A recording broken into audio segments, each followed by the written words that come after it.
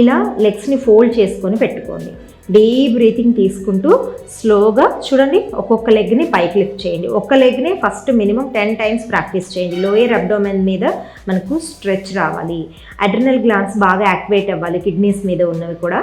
So 1 2 3 4 breath తీసుకుంటూ చేద్దాం. ఇప్పుడు deep breath in up, breath out down, breath in up, breath out down.